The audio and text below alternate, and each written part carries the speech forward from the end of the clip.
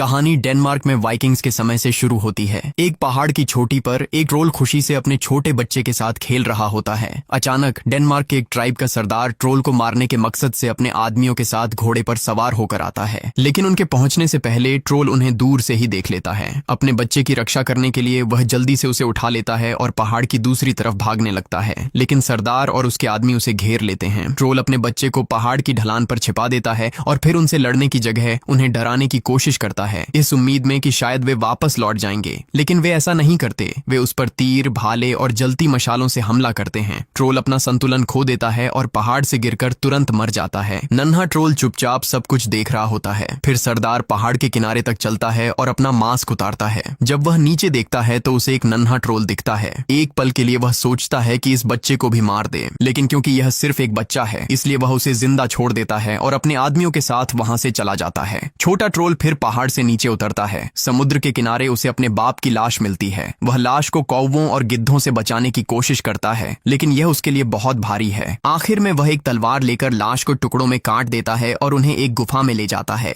वहां वह उन टुकड़ों को छिपा देता है और बिल्कुल अकेला गुफा में रहने लगता है। कई साल बीत जाते हैं और ट्रोल बड़ा हो जाता है, लेकिन हर रोज जब वह अपने बाप का कटा हुआ सर देखता है तो दुख में रोता है और उसे याद करता है। इस बीच डेनमार्क के वाइकिंग ट्राइब में एक पुजारी नए बार के खोलने के लिए धार्मिक रस्म करता है। वह सरदार को बताता है कि बार अब पूरी तरह तैयार है। दूसरी तरफ ट्रोल, जो इन सालों से अपने बाप का बदला लेने का इंतजार कर रहा था, आखिरकार अपनी गुफा से बाहर निकलता है। उस शाम जब कुछ वाइकिंग योद्धा बार के अंदर जश्न मना रहे होते हैं, ट्रोल वहां पहुंच जाता है। वह बाहर गार्ड पर हमला करता है, उसका सर कुचल देता है और फिर बार के अंदर घुस जाता है। अंदर जाकर वह सभी वाइकिंग्स को बेरहमी से मार डालता है। अगली सुबह सरदार अपने आदमियों के साथ बार में आता है। ये मंजर उसे हिलाकर रख देता है। वाइकिंग योद्धाओं की लाशें हर तरफ बिखरी पड़ी थीं। वे सब बहुत ही जंगली तरीके से मारे गए थे। सरदार अपने कमांडर से पूछता है कि जब ये हुआ तब तुम कहाँ थे? कमांडर कहता है, मैं गांव में था। कुछ नौजवान पीने के बाद यहाँ रुके थे, लेकिन मुझे नहीं पता कि उन्हें इतनी बेरहमी से किसने मारा। अजीब बात यह है कि किसी औरत या बुजुर्ग को कोई नुकसान नहीं पहुंचा। ये सुनकर सरदार बेचैन हो जाता है। उसके बाद सीन गीटलैंड के वाइकिंग्स पर शिफ्ट होता है, जिनके लीडर लियो हैं, एक मशहूर वाइकिंग योद्धा। हमेशा की तरह वे अपनी नावों पर लूटपाट के लिए निकलते हैं, लेकिन सफर के दौरान सर्दी का मौसम उन्हें डेनमार्क के पास रुकने पर मजबूर कर देता है। इस बीच उस रात डैनिश सरदार अपने गार्ड के साथ पहाड़ के पास जाता है और चिल्लाकर ट्रोल को ललकारता है, लेकिन जैसे ही वह कुछ कदम आगे बढ़ता है, ट्रोल अचानक पीछे से आ जाता है और गार्ड के सर पर वार करता है और उसे तुरंत मार देता है। दूर से सरदार यह देखता है और अपनी तलवार लेकर आगे बढ़ता है, लेकिन उसका पहुंचने से पहले ट्रोल भाग जाता है। सरदार समझ नहीं पाता कि ट्रोल उससे सीधे क्यों नहीं लड़ता और हर बार सिर्फ उसके गार्ड्स को मारकर क्यों भाग जाता है। अगली सुबह पूरा ट्राइब हत्या की जगह पर इकट्ठा होता है। सरदार की पत्नी उससे कहती है, हमारे कई वाइकिंग आदमी मार दिए गए हैं, अब उनकी विधवाओं का क्या होगा? अगर ये ऐसे ही चलता रहा तो जल्द ही गांव में सिर्फ विधवाएं ही बचेंगी। सरदार के पास कोई जवाब नहीं होता। शर्म से वह चुप रह जाता है। बाद में उसकी पत्नी लीना के पास जाती है, एक औरत जो गांव से बाहर पहाड़ पर अकेली रहती है। वह उससे पूछती है, क्या तुम मौत को आने से पहले देख सकती हो? बताओ, क्या मेरे पति भी उस ट्रोल के हाथों मर जाएंगे? लीना जवाब देती है, तुम सबने मुझे बुरा भला कहा और मुझे बहिष्कृत कर दिया और अब तुम मुझसे मदद मांगने आए हो। सरदार की पत्नी कहती है, तुम्हारे साथ जो हुआ वो मेरी गलती नहीं थी। लीना कहती है, अब इससे कोई फर्क नहीं पड़ता। जहां तक तुम्हारे पति की बात है, वह ट्रोल के हाथों नहीं मरेगा। ये सुनकर सरदार की पत्नी चुपचाप घर लौट जाती है। इस बीच गीटलैंड के वाइकिंग्स अपनी नाव के साथ आगे बढ़ते हैं और उस बस्ती के पास उतरते हैं जहां डेनमार्क का ट्राइब रहता है। जब एक डैनिश घोड़े पर सवार सिपाही उन्हें देखता है तो वह चेतावनी देता है, ये जमीन भी वाइकिंग्स की है। अगर तुम यहाँ लूटपाट के लिए आए हो तो तुरंत चले जाओ। लियो जवाब देता है, मैं लियो हूँ, मशहूर वाइकिंग योद्धा। अपनी यात्रा के दौरान हम यहाँ सिर्फ कुछ दिनों के लिए आराम करना चाहते हैं। हमारे पास लूटपाट की कोई योजना नहीं है। सिपाही कहता है, हमने तुम्हारे बारे में बहुत सुना है। आओ, मैं तुम्हें अपने सरदार से मिलवाता हूँ। लियो और उसके आदमी सरदार से मिलते हैं। सरदार उसे देखकर खुश होता है और कहता है, आखिरी बार जब मैं तुम्हारे बाप से मिला था तब तुम अभी बच्चे थे, अब तुम एक महान योद्धा बन गए हो। लियो हाँ में सिर हिलाता है। उस रात सरदार लियो और उसके आदमियों के लिए बार में दावत का इंतजाम करता है। सरदार की पत्नी खुद पीने की चीजें सर्व करती है। दावत के दौरान लियो पूछता पूछता है, यहाँ इतनी सारी विधवाएं क्यों हैं और इतने कम आदमी? सरदार उसे ट्रोल के रात भर के हमलों के बारे में बताता है। ये सुनकर लियो कहता है, अगर ट्रोल हर रात वाइकिंग आदमियों को मारने आता है तो अब से मैं और मेरे आदमी उसका इंतजार करेंगे। पार्टी के बाद सरदार, उसकी पत्नी और बाकी लोग घर लौट जाते हैं, लेकिन लियो और उसके योद्धा ट्राइब के कुछ आदमियों के साथ बार में ही रुक जाते हैं।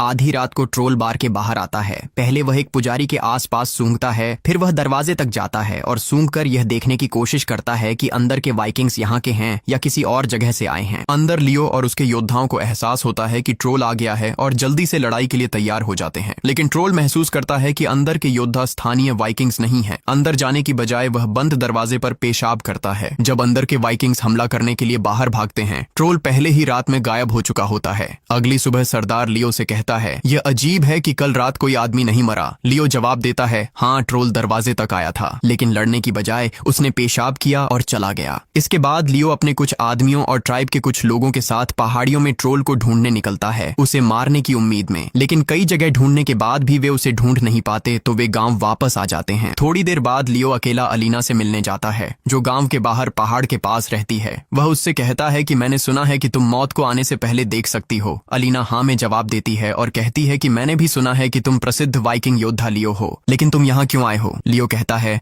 मैं जानना चाहता हूँ कि ट्रोल और वाइकिंग्स के बीच इस लड़ाई में कितनी मौतें होंगी और ट्रोल मरेगा या नहीं। ये जानना जरूरी है क्योंकि मैं तुम्हारे लोगों की रक्षा करना चाहता हूँ। अलीना कहती है, मैं इन लोगों में से एक नहीं हूँ। जब मैं छोटी थी, सरदार के भतीजे ने मुझे यहाँ लाया और मुझे शर्मनाक जिंदगी जीने पर मजबूर किया। जहां तक तुम्हारे सवाल की बात है, हाँ, मैंने भविष्य देखा है। ट्रोल मार दिया जाएगा, लेकिन कई वाइकिंग्स भी मरेंगे और जमीन खून से लाल हो जाएगी। सच तो यह है कि यहाँ के लोग बेहतर के लायक ही नहीं हैं। लियो हैरान होकर पूछता है, तुम ऐसा क्यों कह रही हो? अलीना शांत स्वर में जवाब देती है, क्योंकि उन्होंने ट्रोल के साथ जो किया, ये उसी की सजा है। तुम्हें इस मामले से दूर रहना चाहिए। लियो और कुछ पूछ पाता इससे पहले उसके आदमी ढूंढते हुए वहां पहुंच जाते हैं। वे कहते हैं, शाम हो रही है, हमें तैयार रहना होगा। तो लियो उनके साथ ट्राइब में लौट जाता है। बाद में लियो अकेले में सरदार से बात करता है और पूछता है, क्या ट्रोल ने कभी किसी औरत, बच्चे या बुजुर्ग को मारा है? सरदार जवाब देता है, नहीं, वह सिर्फ हमारे वाइकिंग आदमियों को मारता है। लियो कहता है, इसका मतलब वह समझदार है और एक तरह से नियम का पाबंद भी। सरदार हैरानी से देखता है और कहता है, वह हमारे लोगों को मार रहा है और फिर भी तुम उसकी तारीफ कर रहे हो। लियो जवाब देता है, मैं उसकी तारीफ नहीं कर रहा, मैं बस सोचता हूँ कि कोई वजह होगी कि वह सिर्फ आदमियों को मारता है।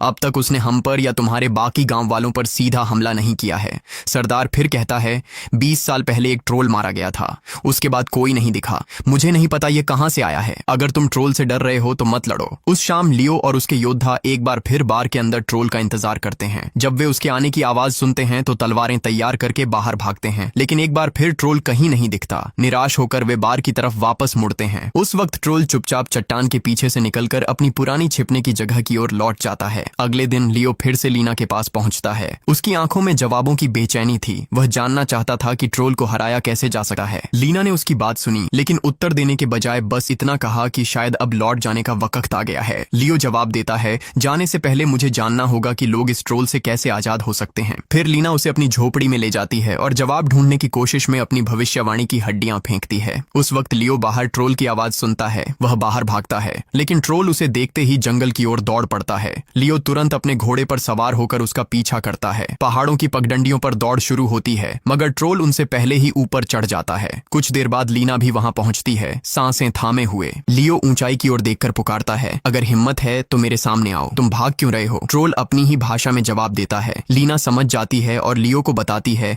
ट्रोल कह रहा है कि उसकी लड़ाई तुमसे नहीं है। तुमने और तुम्हारे आदमियों ने उसे नुकसान नहीं पहुंचाया है, इसलिए उसने कभी तुम पर हमला नहीं किया। यह सुनकर लियो हैरान होता है और लीना के साथ उसकी झोपड़ी में वापस आता है। वहां वह पूछता है, तो वह यहाँ क्यों घूमता रहता है? लीना समझाती है, सरदार के भतीजे ने एक बार मुझे पाप भरी जिंदगी जीने पर मजबूर किया, लेकिन वह मेरे बिस्तर पर मर गया। लोग मुझे उसकी मौत का दोषी ठहराते हैं और मुझे ट्राइब से बाहर निकाल देते हैं। तब से मैं यहाँ अकेली रहती हूँ। कई वाइकिंग लोग हर रात मेरे अकेलेपन का फायदा उठाने आते थे, लेकिन जब से वो ट्रोल दिखाई देने लगा है, उनमें से किसी की भी हिम्मत नहीं हुई आने की। इसलिए मैं उसे मारने में तुम्हारी मदद नहीं करूंगी। बेचारा ट्रोल पहले ही बहुत कुछ झेल चुका है। यह एहसास होने पर लियो सरदार के पास लौटता है और कहता है, मैंने लीना के जरिए ट्रोल से बात की थी। उसने मुझे बताया कि वाइकिंग्स ने उसके साथ बहुत बुरा किया है, इसलिए वह बदला ले रहा है। सरदार बेचैन हो जाता है और कहता है, मैं तुमसे इस बारे में बाद में बात करूंगा। लियो अपने आदमियों के पास लौटने के लिए निकलता है। तभी वह देखता है कि कुछ बच्चे एक अपाहिज आदमी को पीट रहे हैं। लियो बच्चों को भगा देता है। फिर वह आदमी उससे कहता है, मेरे पिता पिता ने ट्रोल के पिता के खिलाफ लड़ाई लड़ी थी, इसीलिए ट्रोल ने मेरे पूरे परिवार को मार डाला। मुझे पता है कि ट्रोल कहाँ रहता है। तुम और तुम्हारे योद्धा वहां जाकर उसे मार सकते हो। यह सुनकर लियो और उसके योद्धा नाव से उस पहाड़ की ओर चल पड़ते हैं जहां ट्रोल की गुफा है। वाइकिंग आदमी उन्हें रास्ते पर ले जाता है। वे किनारे पहुंचते हैं और पहाड़ पर तब तक चढ़ते हैं जब तक उन्हें गुफा का एकमात्र प्रवेश द्वार नहीं मिल जाता। एक वाइकिंग नीचे उतरने की कोशिश करता है, लेकिन उसका पैर फिसल जाता है। बाकी लोग उसे जल्दी से ऊपर खींच लेते हैं। उसके बाद कोई भी अंदर जाने की हिम्मत नहीं करता। इसके बजाय वे गुफा के प्रवेश द्वार के पास पेशाब करते हैं और अपनी नाव की ओर वापस चल पड़ते हैं। लेकिन अचानक पानी के नीचे छिपा एक ट्रोल उस वाइकिंग पर झपट पड़ता है जिसने उसकी गुफा के पास पेशाब किया था और उसे मारने की कोशिश करता है, लेकिन उसके साथी तुरंत हमला करते हैं और ट्रोल को वापस पानी के नीचे धकेल दिया जाता है। वाइकिंग की जान बच जाती है। इसके बाद समूह बार में वापस आता है और पूरी रात ट्रोल का इंतजार करता है, लेकिन इस बार ट्रोल अंदर आने की हिम्मत नहीं करता। अगली सुबह जब लियो बाहर निकलता है तो उसे पता चलता है कि ट्रोल ने उस लंगड़े आदमी को मार डाला है जो उन्हें गुफा तक ले गया था। स्तब्ध होकर लियो और वाइकिंग्स गुफा में लौटने का फैसला करते हैं, लेकिन इस बार वे गुफा के प्रवेश द्वार तक पहुंचने के लिए रस्सी का इस्तेमाल करते हैं। जब वे अंदर जाते हैं उन्हें अजीब चीजें बिखरी हुई मिलती हैं। एक वाइकिंग ने ट्रोल के पिता की खोपड़ी तोड़ दी और उस पर पेशाब कर दिया। उस समय ट्रोल वहां नहीं होता,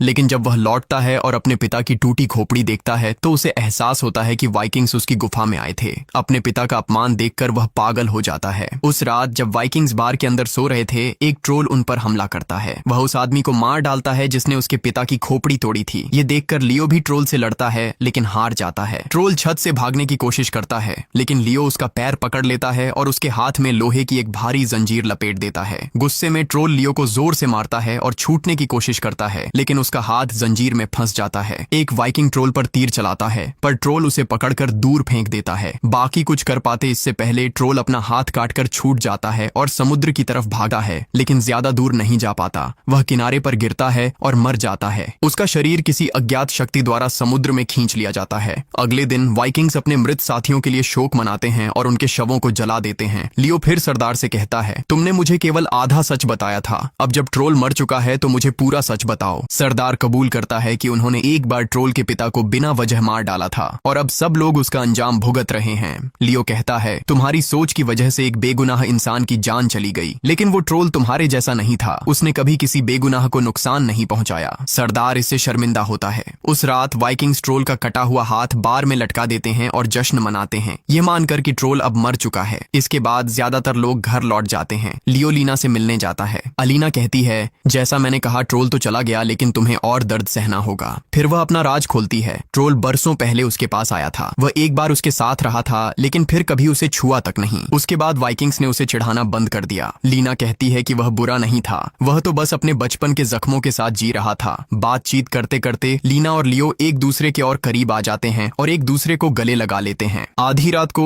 ट्रोल की माँ चुपके से गांव में घुस जाती है। रास्ते में वह एक पादरी को मार देती है, फिर बार में जाकर सभी वाइकिंग्स को मार देती है। फिर वह अपने बेटे का कटा हुआ हाथ लेकर वहां से चली जाती है। अगली सुबह एक छोटा लड़का लीना के पास चुपके से आता है। लीना उसे चुप रहने को कहती है और उसके साथ चली जाती है। इस बीच वाइकिंग्स को पता चलता है कि ट्रोल अभी भी जिंदा है और नई हत्याओं के लिए जिम्मेदार है। वाइकिंग्स उसे ढूंढने निकल पड़ते हैं। उन्हें समुद्र किनारे अपने एक और साथी का कटा हुआ सिर मिलता है। लियो का शक बढ़ता है, हो सकता है ट्रोल अभी भी जिंदा हो। वह अकेला ही गुफा की ओर दौड़ता है और पानी के रास्ते चुपके से अंदर घुस जाता है। अंदर उसे एक चट्टान पर ट्रोल का शव पड़ा मिलता है, लेकिन जैसे ही वह पास पहुंचता है ट्रोल की माँ उस पर पीछे से हमला कर देती है। वह उसका गला घोंटने की कोशिश करती है, लेकिन लियो एक पत्थर उठाकर उसके सिर पर जोर से मारता है। फिर वह तलवार पकड़कर उसे मार डालता है। तभी एक छोटा लड़का तलवार लेकर वहां पहुंचता है। उसे देखकर लियो को सच्चाई का एहसास होता है। ये लड़का लीना और उस ट्रोल का बेटा है। लियो अपना हथियार नीचे कर देता है और उसे कुछ नहीं करता। बाद में लियो कबीले में लौटता है और नेता से कहता है, मैं जा रहा हूँ। ट्रोल और उसकी माँ अब सचमुच मर चुके हैं। जाने से पहले वह लीना से मिलता है और कहता है, अगर लोगों को पता चला कि ट्रोल का एक बेटा है तो वे तुम दोनों को मार डालेंगे। लीना शांत आवाज में कहती है, यह राज सिर्फ हम दोनों के बीच रहेगा। इतना कहकर वह चली जाती है। अंत में लियो लीना की झोपड़ी के बाहर ट्रोल और उसकी माँ के लिए कब्रें बनाता है। दूर से ट्रोल का बेटा आंसुओं भरी आंखों से सब कुछ देखता है। फिर लियो अपने लोगों के साथ गेटलैंड वापस चला जाता है और यहीं पर कहानी खत्म हो जाती है। अगर आपको यह कहानी अच्छी लगी हो तो चैनल को सब्सक्राइब करें और वीडियो को लाइक करना न भूलें, ताकि आपको मिलती रहे ऐसी ही दिलचस्प कहानियां।